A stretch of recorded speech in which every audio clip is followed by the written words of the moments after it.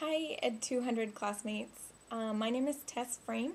I did my educational giant report on Earl Warren.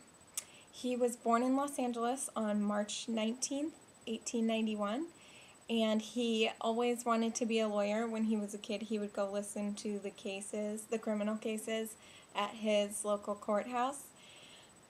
He went to UC Berkeley and graduated with his bachelor's in 1912 and his law degree in 1914. After graduation, he went to San Francisco and worked at a law office, and it was the only private practice work he did in his whole career. In 1925, he was appointed Alameda County District Attorney. After that, he was elected 3 consecutive times. He was appointed the first time because the previous one had stepped down.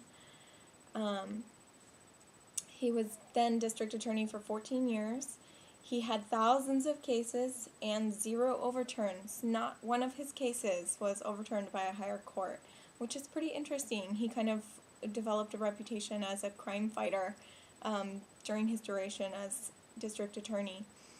He was a Republican, but he was moderate to liberal on most of his views. So he had a pretty high percentage of the Democratic vote, actually. He was elected governor of California 3 consecutive terms, and he's the only one to have done that. He was nominated to be Vice President of the United States, but he did not win. He wanted to even be the President of the United States, but he also obviously did not win. President Eisenhower appointed him to be the 14th Chief Justice of the United States. One of his great mistakes that he made was after the Japanese attack on Pearl Harbor, Japanese Americans were considered alien enemies by the general public and the government, and Earl Warren declared that they should be put in containment camps or internment camps, and him saying that it actually did happen. President Roosevelt had 3 weeks later, like really quickly, 3 weeks later, had all these camps built, and I think 10 camps were built, and 110,000 Japanese Americans were taken from their homes and denied their legal rights as U.S. citizens, and that was because of Earl Warren. He later went on to state that he regretted his decision of doing that. He regretted doing that because it went against the American ideals of freedom and equality for all men. And to kind of redeem himself, I think it redeemed him. I don't know if he felt that it redeemed him or if anyone else thinks this, but he in his court as a Chief Justice, declared that segregation in public schools is unconstitutional, and he was the one who kind of opened the door for civil rights to really take root in American history. And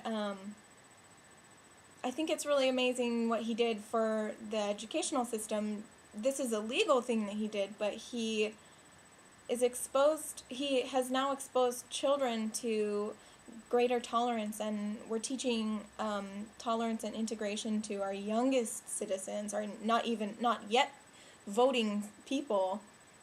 Just young people are now exposed to being friends with people who look different than you or talk different, and it's really an amazing accomplishment that he did, and it obviously affects us today because we all grew up in integrated schools. Anyone past the early 60s grew up in integrated schools, especially in California, where I'm from. It was never as bad as it was on the East Coast or in the South. But I think because of his accomplishment, because of him opening the door for civil rights to become so deep-rooted in American history and ideals, our whole society has kind of blossomed into this melting pot of tolerance, and we're much less racially separated than we were before, physically and mentally. Like, it's less of a thing. It's less of a problem, or it's less of even just a thing that we notice. We just are people now. We still have a long way to go for everyone to have equal rights, but I think Earl Warren made a pretty big step in history to getting the younger generations to start accepting integration and civil rights for everyone.